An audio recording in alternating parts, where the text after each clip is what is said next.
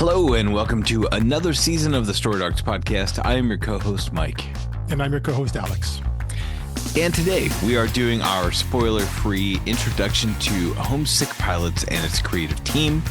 We'll do just a little rundown of the synopsis, really just what the solicitor gives us and how we came to the book, and then a little bit on the creative team, with the notable exception of Caspar Wijngaard, who we've already discussed in the Death Month intro.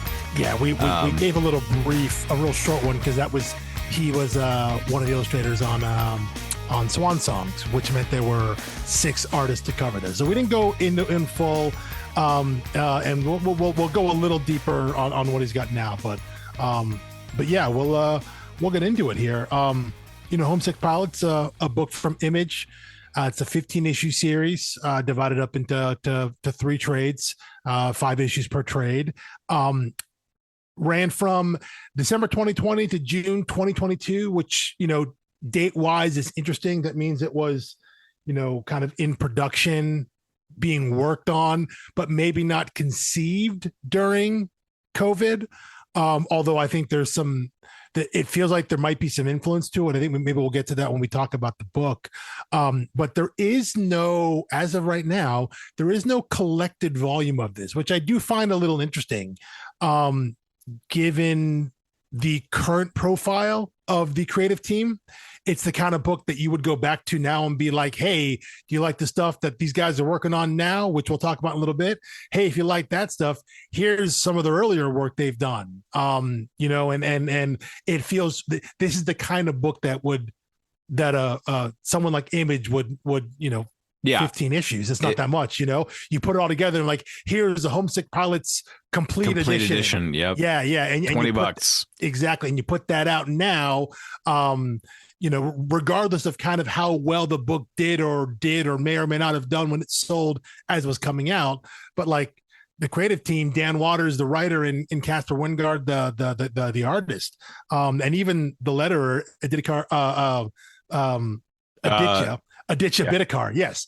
All 3 of these guys have a much bigger presence in comics right now. And this one seems like a no-brainer thing for them to put out and just be like, hey, you like these guys who are doing this cool stuff over here? Well, here's another book that they did back in the day before you knew they were popular.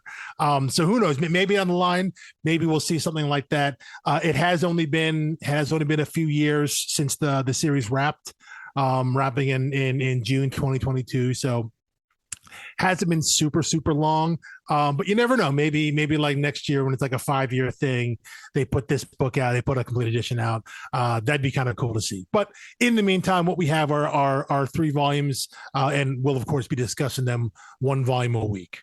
Yeah. Do you want to kick off with the synopsis, or do you want to end with that? I think we normally end with it.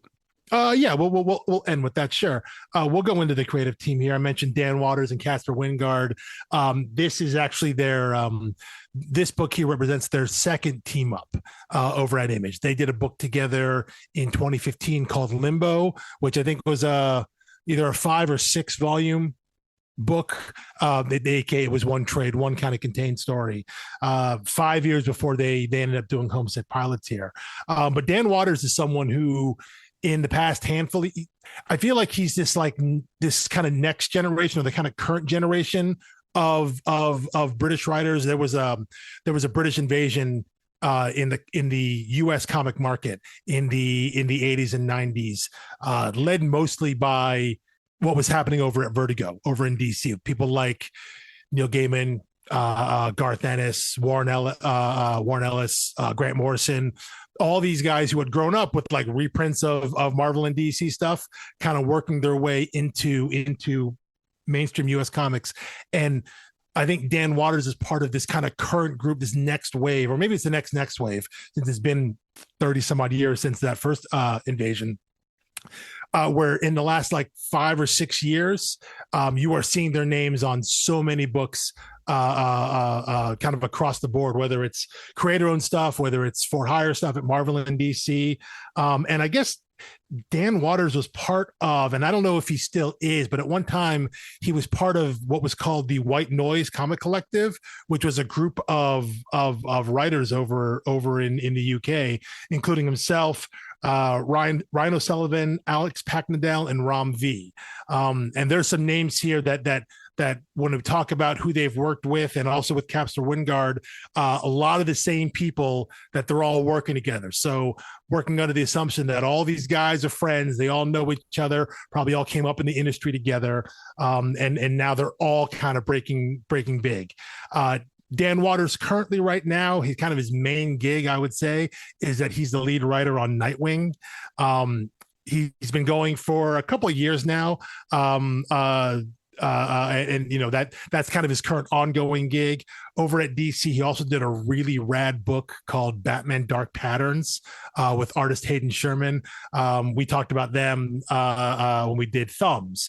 They also the currently artist on Absolute Wonder Woman, totally blowing up with that book with Kelly Thompson. But Batman Dark Patterns, really, really cool book. He worked a little bit on the rebooted Sandman universe in 2018 when they brought not Sandman back, but kind of Sandland related properties. Dan Waters wrote the Lucifer book and also House of Whispers over there. They had a little miniseries called Arkham City, The Order of the World, with artist Danny, which is pretty cool. And he also did an Asbat book, Sword of Azrael, kind of, you know, for those that, you know, loved Batman in the 90s and Night Quest and Nightfall and all that. I think it was like a 5 or 6 issue miniseries a few years ago, starring some people's favorite version of Batman. Not my own personal favorite, but, you know, there's a segment of people out there who really, really love Asbat. Yeah, I don't know many of those people, but I know they're out there. I mean, it's just like, it's like, what's his name that just did the Daredevil Black Armor, like 6-issue miniseries. Yeah. He's also the one who introduced the Black Armor back in the original run. Chichester. Yeah. Yes. DG Chichester. Chichester. Yes. Yeah. And you know, when I met him and I had him sign that new book and the first issue with the black costume in the old run, he said, "Yeah, my favorite review of the new one so far is the worst Daredevil writer brings back the worst Daredevil suit." Like, congratulations. That's the title of the article.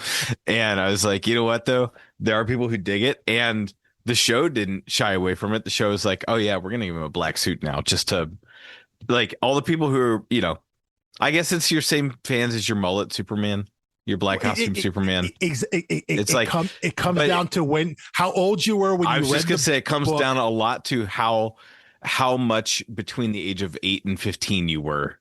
Yep. During that time. And listen, you know, the you know, Asbat came through as part of the Nightfall, Night Quest in the 90s there, Bane breaking Batman's back, and Jean-Pierre, I think his name, came in and was new Batman. It's very weird to read back now, but like I said, there's a nostalgia hit there. So I wouldn't be surprised if having met Dan Waters and having a general sense of his age, if he was the right age for when those books came over to the UK, you know, when that was happening in the 90s, for that to hit at the right age, for him to have maybe some level of affection towards Azrael.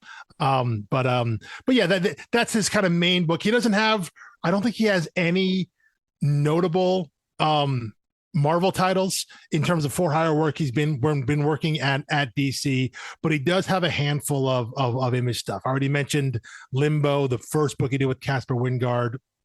I mentioned that Arkham City book he did with artist Danny. They worked together on an Image book called Coffin Bound. They actually did that before the book over at DC. So it's like they got together and worked on this creator own book and worked together on a for hire book over at DC, which I think is pretty cool. Well, oftentimes it goes the other way, where writer artists get paired up on a for hire gig, like working together, and then go do a creator own book. So it's cool to see things kind of go the other way, where you bring someone like Danny on, who I don't know if they had done a whole lot of whole lot of for hire stuff at the time. But Danny is someone who is now in the DC stable. Like, she is the current artist on Batwoman, on the new Batwoman book right now. So stuff like that works out pretty cool.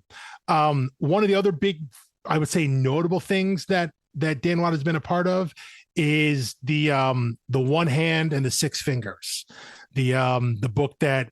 So he did the book The Six Fingers with artist Sumit Kumar, and Romby and Lawrence Campbell did The One Hand. And there are two books that are the same story, different parts of the same story running simultaneously. And if you were to read them, and I believe they're collected this way, they're collected alternating issues. So they were releasing alternating issues, and the idea was you would read one and the other, one and the other. And by the time you got to the end, you got the full story. It's entirely possible somewhere down the line we may cover that book on this show, because it's a really cool experiment, and I think it worked out really, really well in terms of execution. So that's a really cool book just to check out in general. Can you guess what my favorite issue of his from the last 12 months has been? Of Dan Waters? Yeah, Dan Waters. I don't know. What? He kicked off the new Twilight Zone. Oh. And he wrote the first one called Blanks, which is like a surgical island for billionaires, and accidentally wipes all their faces clean. But it's Twilight Zone, so there's no resolution at the end. It's just like, here's a problem, and it's unclear if that would be connected in future issues, or if it's just like, well, that's over there now. That was a one-off story, and they're all one-off stories. That's what I was. I love an anthology. Ask. Yeah, I was going to ask if each issue is different writer, different artist, all that stuff, and it's just and that's fantastic. I mean, it's great. A murderer's row. It's I think it's like IDW publishing it right now. I think so. Probably. I think that sounds about right. But I think it's. I mean, it's basically the same concept as Ice Cream Man, except they're doing it all in black and white, which is very cool. Yeah. Sorry, and they're different teams every time, which is different teams every time, which is a little bit like how the current ongoing Teenage Mutant Ninja Turtles started. I guess it was Aaron writing for 5 but different artists each time. It was a different artist for each one of the turtles. Yeah. That's very, very cool. Series like that, anthology series like that are I think those are so fun, because you can all you're doing is picking up and reading a great story, Well, and anytime you find an issue you like, just go buy another one of that issue and give it to someone. They don't need to catch up. They don't need context. They don't need anything. Yeah. Like, it's the Twilight Zone. That's your context, right? Well, exactly. That's your context. Yeah. But a 22-page standalone issue. Yeah. Especially intentionally, done in black and white is just very, very cool. Because like there's a little bit of a fad with black and white right now. There's like all of these like ink version reprints of people, work in progress versions. The black and white versions, things like that. People love seeing that stuff. And it sells. So I mentioned Romby earlier, and kind of this collective that they worked with. Dan Waters and Romby co-wrote one of the Universal Monster books over at Image. They did Creature from the Black Lagoon Returns! With friend of the show Matthew Roberts on art there.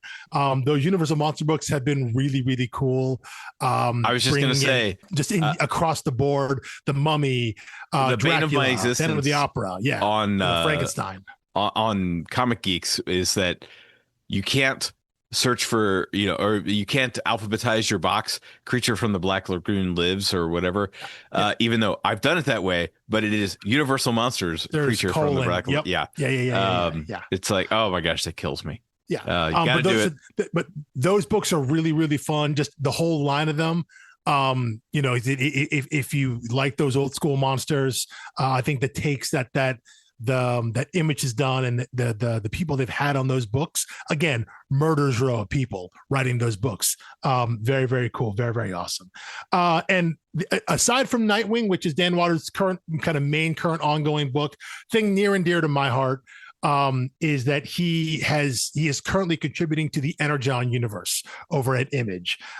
He wrote so before they launched GI Joe proper as like a title, they had a bunch of miniseries. They had a Duke miniseries, Cobra Commander, Scarlet, and they had Destro. And Dan Waters wrote the Destro miniseries. And all those four were lead-ins. They were standalone stories that kind of loosely tied together, and they all led into GI Joe #1. And GI Joe has been going on from there as a crossover to the rest of the universe. But very importantly, as you record this right now, next month he will be the ongoing writer for Mask, Mobile Armored Strike Command, command with a K, because it's got to make the acronym work. He's doing that with artist Simon Parr. Mask.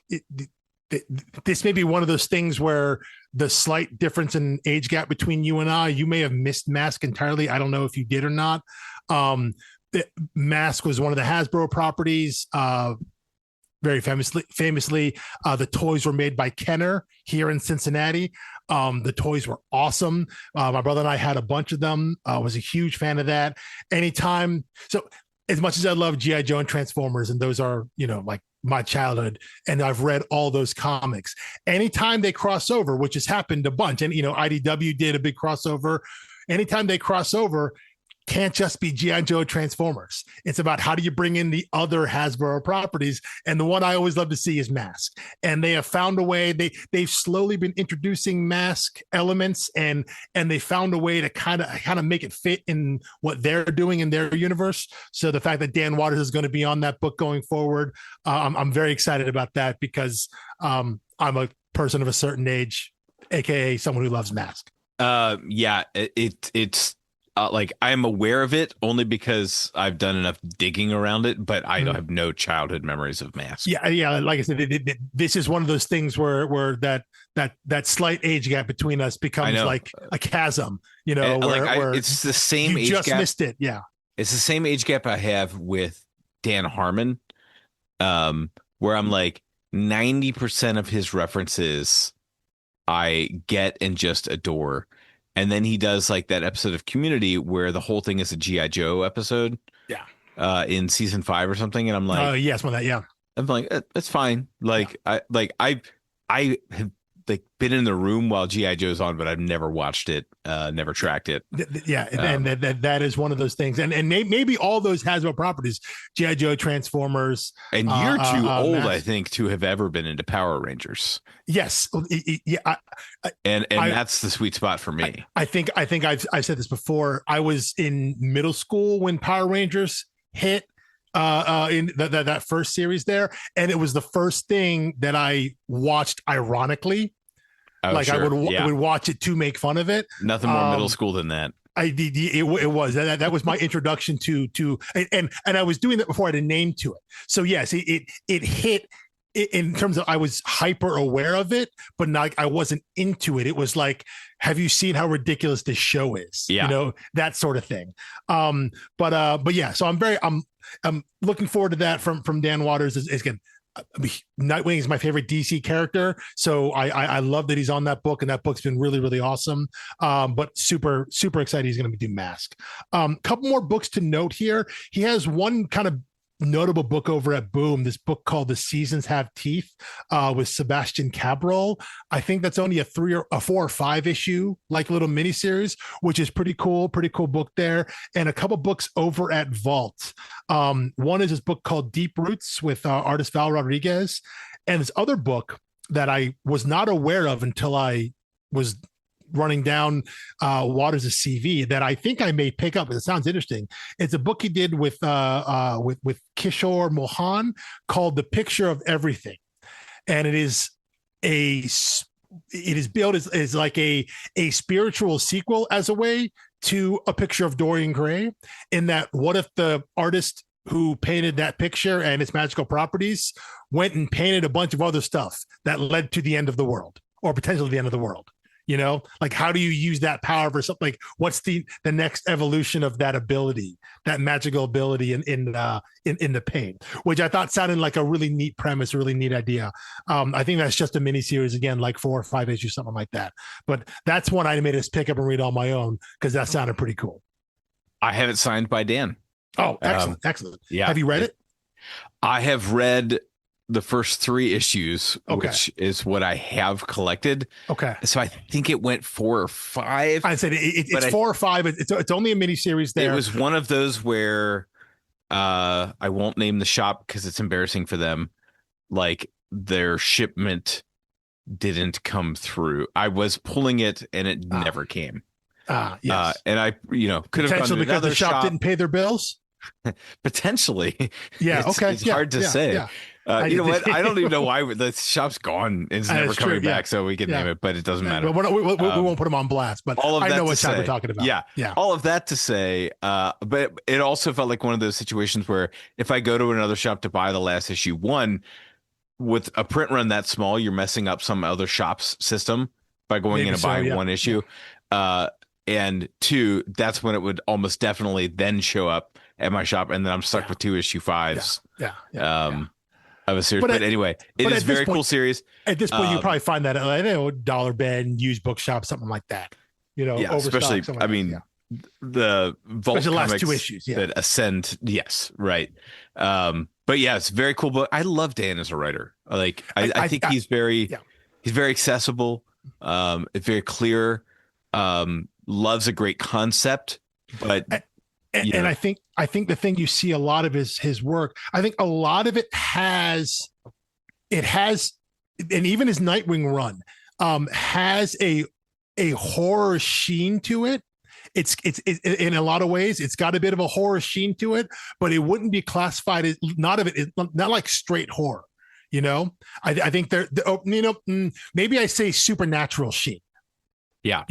Maybe I go with that. A lot of it does end up being a little bit horror, but there is kind of a supernatural sheen to it that he can then take and apply in like a bunch of different genres, whether it's superhero stuff or non, whether it's slice of life stuff or whatever it is, whether it's kind of a crime mystery, murder mystery, whatever it is. He seems very flexible around that. And he has become, for me, and I'm going to guess probably for you as well, in the last, as he's been more ascendant in the last handful of years, especially the last like 3 or 4. If I see his name on a book, like I'm going to try it. Okay. I was going to say, I'm not an automatic, but we'll get the raised eyebrow and I'll pick it up off the rack. Well, yes. It's not a guarantee, but it's not a guarantee I'm going to read I'm not going to pull it automatically, but I will absolutely pull the first, like I will give him a shot. Like he has a new book out. I'm going to get the first issue. I'm going to read it and I'm going to give it a shot. And if it's good enough, then I'll subscribe to it. But I will absolutely, he is someone that I keep an eye out for when he has if and when he has new books out. He has reached that level for me of kind of that next tier of writer of this, like, I want to see what this guy does. I want to see what he does in, I see him write something in Marvel, but whatever he does at DC, whatever he wants to do there, whatever he's doing, creator-owned stuff, he's someone that I find incredibly interesting as a writer. Yeah, I think the highest praise I can give him is that I'm not a ride or die Nightwing fan. I will read Nightwing when it's good. And it was transcendent with Tom Taylor and Bruno Redondo. Yes. Bruno Redondo. Yeah. Yeah. And big shoes to fill. Big shoes to fill. Yeah. There's no way not to have a letdown after that run. It's like taking over Hawkeye after the Fraction Aha run. But I looked at the solicits and I saw issue 121 or whatever, Dan Waters. I was like, okay, keep my pool. Yeah. I'll give him, and I'm still with it 20 issues in or whatever to Nightwing run. Yeah. So again, it takes a great writer and a great story to keep me on a character like Nightwing. Because when he's great. But, like bad Batman stories are fewer and further between than by the time you get to a character like Nightwing. Some bad Nightwing stories are real bad. He had some issues there. End of New 52, even in Rebirth before it came. And when he was Rick Grayson during Rebirth, that was real bad. But that's part of what Tom Taylor and Bruno Redondo came in and saved us from. And listen, that was a fantastic run. And what Dan Waters is doing right now is really fantastic. So again, he's someone that as a writer wouldn't have been on my radar, even though I read Limbo. Well, I probably would have read Limbo. I think I read that in 2020. even though, so that book would have been like 5 years old at that point, right before Homesick Pilots came out, because I probably saw it somewhere on a sale and be like, this book looks cool, I'm going to read this. Didn't know Dan Waters, didn't know Caspar Wijngaard, just would have read it because it seemed cool. Now I'm at a point where, both of those guys are people that I keep an eye out for, and I want to read their stuff. And I would love to see if Caspar and Dan work together again. They're both pretty busy on other things right now, especially Caspar Wijngaard.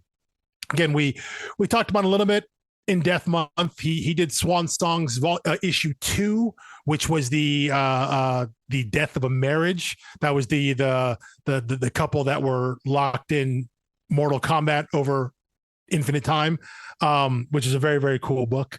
Mentioned Limbo and Homesick Pilots over at Image with Dan Waters. He has worked with Cy Spurrier, another one of the kind of that same generation of Brits, on a book called Angelic. Worked with Alex Packnadel on a book called All Against All. And his current book, which is on a break right now as you're recording this, but it is phenomenal, is The Power Fantasy, which he's doing with Kieran Gillen, aka another Brit of the same general age and generation as the rest of these guys. But The Power Fantasy is super awesome. I said it's on a break right now. Don't know when it's going to be coming back, but when it does, I'm sure it'll be just as good as it had been before. I don't know if you've been reading that one or not, but that is I have book not. that I highly recommend. Yeah. I figured it would be similar-ish to Die. It is not. Okay. It is not. Yeah, it is not. It is his take on superpowered beings. Basically, is their take on superpowered beings, and what it is not the cynical, like, what if Superman but bad, but it is the idea of like, hey, these people are superpowers and like they have the power to destroy the world. So what happens? Like, how do they keep the peace? When they can, when they're the most powerful beings on the planet. So it's kind of their take on superpowered beings. Yeah. It shows you how little I knew. I just from the title and the art assumed it was about like a real life fantasy role playing, like a lit RPG. Oh yeah. No. It's a very cool book. I highly recommend it for anybody to. It is the kind of book that, if and when it is finished, that we would probably cover on this show, because it covers and touches on a lot of things that you and I both enjoy about comics. But, again, it's a creator-owned book. So it's like their take on what a superhero universe could be, like what it would be like to live in a world where you have characters of equivalent power of a Superman or a Professor X or something like that. So it's a very, very cool book. That is most of Caspar Wijngaard's, his most notable stuff has really been over at Image, creator-owned stuff, which is very, very cool. He's got a little Marvel work. Notably, he did the art for the end of the first series of Dr. Aphra over at Star Wars. Again, that was written by Cy Spurrier. Cy Spurrier took that over from Kieran Gillen, who helped co-create the character Dr. Aphra, one of the best new characters in Star Wars canon the last couple of years, in my opinion. And he's done a little bit of work over at DC, did some backup stories in Detective Comics, written by, surprise, Dan Waters and Cy Spurrier, crazy enough. And he also did some art. He co-did art with two other artists, Giuseppe Camicoli and Stefano Nessi, on the Night Terrors book. Night Terrors is a big crossover event a few years ago, and the three of those guys did the art on the main, like the core book, the main book, with writer Josh Williamson, which is kind of a horror fantasy Justice League dark kind of thing going on there. But that's really about it there, in terms of Marvel and DC. It's really mainly creator-owned stuff over at Image. Yeah, which is always impressive when you can just kind of leap kind of straight to that. It is. Yeah. In terms of, it sure would be nice, to have the security of being the ongoing artist at a major title at Marvel and DC, and then supplement that with your creator-owned stuff. Right. Yeah. But to kind of not have that. Or for some people there are other people who I think would love to go that way. Yeah. But you can't get published until you have name recognition. You have a little bit of a fan base. Then you go over to Image, Dark Horse, whatever. Yeah, yeah. But when the writers are fans of your artist, your art, and they bring you in, and I think that paradigm is starting to. That paradigm's starting to shift a little in the past years. I was actually just having this conversation with a shop owner, one of the shops in the area, about this, how it always used to be Marvel and DC, finding the new talent, putting them on a book, just assigning them something, and they're getting reps in, getting work in, building their name up, and then they go off to Image or wherever once they have an audience, right? And have their creator-owned book.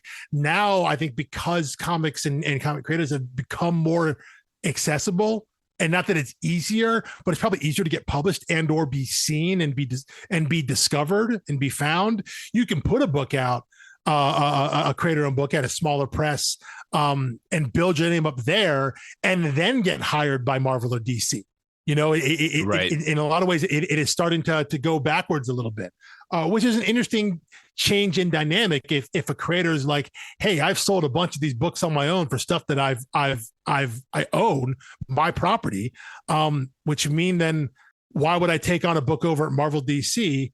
Well, presumably they would take it because, hey, I really want to tell this Spider-Man story. I really want to tell this Batman story. It's like, I'm not taking it just to have a job. I'm taking it because I want to do it. So, that leads to different types of people. And I think it has to in general. It's led to different types of artists and different types of styles seeing their work in like Marvel and DC. And I think someone like Caspar Wijngaard, I think specifically the way, and we'll definitely talk about this because he colors himself. He doesn't have a colorist. So he is kind of one of those kind of multimedia artist colorist kind of thing. His normal use of color is a palette that you generally don't see in big two books, whether it's this book, Limbo, Power Fantasy. You generally don't see that. Now, I'm not saying he can't alter that if he's working, like I said, on a Star Wars book or a DC crossover book or whatnot. But like his default style, his default coloring, his palette that he uses, he's comfortable with. That the palette that I associate his work with. Like when I see that, I know, oh, that's probably Caspar Wijngaard's art. It is generally not compatible with like the house style of Marvel and DC.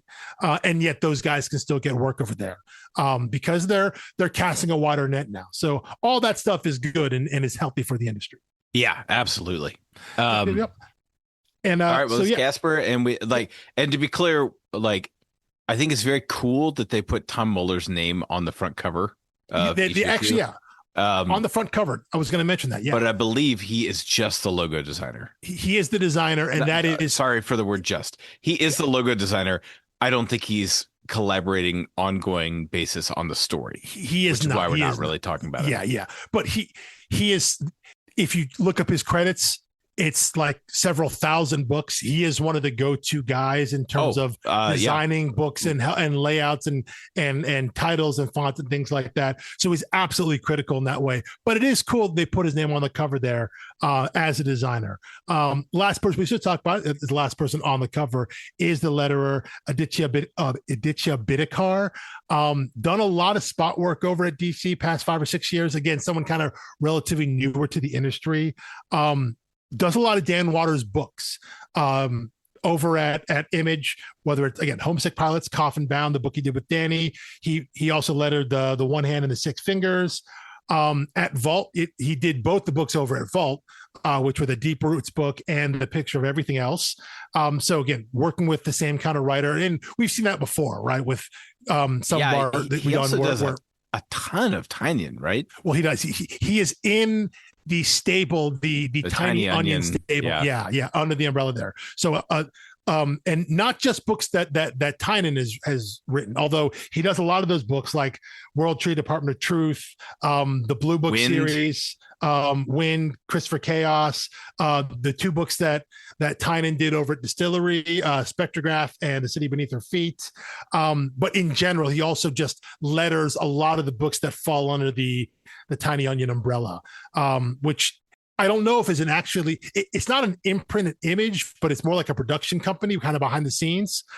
So they have a stable of artists and writers that kind of all work together. Again, it's not a connected universe, but they're all kind of bought into this company in a way.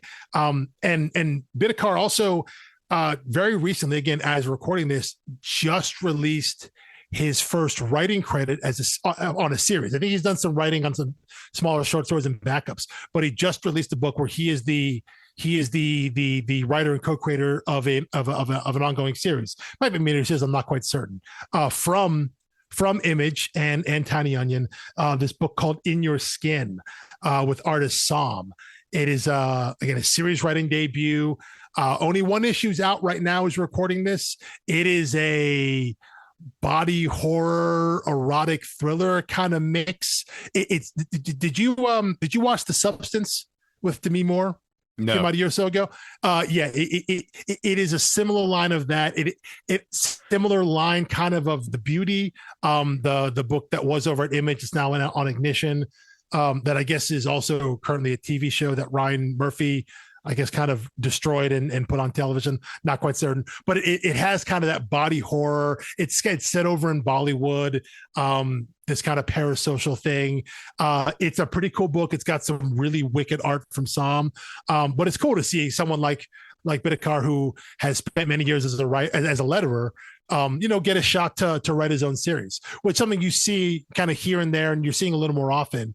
But I think that is a result of him being in the Tiny Onion umbrella and working with all those guys, and them being like, we like this dude. You got a pitch for something? Let's hear it. Okay, cool. Let's go and let's put it out there. So I think that's awesome. The kind of thing that Tynan and his crew is doing to elevate people like that, bring in more people into making comics and giving them a platform to tell their stories. So, Tiny Onion isn't just to serve Tynan's books. It's to bring in all these collaborators, all these friends, people that he's done work with or just knows, gives them all a place where they can put their books out, which I think is really, really cool. Yeah. I just like everyone on this team, I click on their Comic Geeks profile and I've got 50 to 100 easily issues in my box of stuff. And I'm like, if you do the little, I love doing the My List status and filter by owned. Yeah. And just be like, oh my gosh, he did, some Detective Comics, some World's Finest, Blue Book, picture of everything else, that Dan Waters book. Yep. Skeptics, one of my all-time weird favorite books. That's a strange book. That's a strange book. Giga, another Alex Packnadell. Packnadell. Yep. Again, in the same group there. So, and we should say, Bidikar is Indian, but so is Ram V, but like a lot of these guys are also British and, over in the UK. So I don't know where he's based or located out of, but again, all these guys run the same circles. You mentioned Packnadell, again, works with Caspar Wijngaard and Dan Waters and Ram, like all these guys know each other, and so it's like I feel like they're all in the same kind of generation who have come into comics. And again, these guys have been ascended in the last 5 or 6 years, where all of a sudden you're seeing their name on so many books, so many titles. And it's like they're all kind of coming up together and just spreading out. Working on a whole bunch of titles. A letterer can work on anything, although again, no Marvel stuff because Marvel has their in-house lettering team there. But, so when it's for hire work for him, it's over at DC, spot work here and there, get a bunch of stuff, get on a little run of something. But then all these creator-owned books with, again, people that I guess are his friends, people that know him and trust his work. And, he can be on the Department of Truth, massive book from Tynan and Martin Simmons. Can be on World Tree with Tynan and Fernando Blanco, like these huge books. You tie your wagon to someone like James Tynan IV and you start doing all of his books, you're going to get a lot of exposure. You're going to get a lot of work. A lot of people are going to see you're going to see your stuff. Absolutely. Okay. Should we round it out here with the synopsis? Yeah. Do you have the official one pulled up from Image? I'm on Image's website. Yeah. That's the volume 1 synopsis, which is pretty much it's not too different from the issue 1 synopsis as well. So right. Why don't you read that out? In the summer of 1994, a haunted house walks across California. Inside, Ami, lead singer of a high school punk band who's been missing for weeks. How did she get there? What do these ghosts want? And does this mean that the band has to break up? Expect 3-chord songs and big bloody action as Power Rangers meets The Shining. Yes, really. And that's a pretty wild pitch. Team Yeah, delve into pretty... Power Rangers meets The Shining. It was not. I hate this expression, but it was not on anyone's bingo card. Yes. Yeah. Interesting too. I mean, you think about the setting, 1994. Okay, so and we're talking about a high school punk band, right? So you have an idea of what the scene was like in 1994.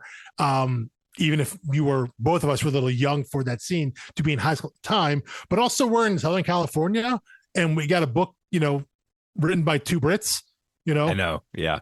Which I think is very interesting. But again, I don't think they're going for realism here in terms of actual places in California. But it is curious that they would have set that they're setting it in a certain time and place. And again, this goes back to the idea of when you say 1994 and these kids are in a punk band, like anyone who lived through that time is aware of that time, like exactly how they're dressed.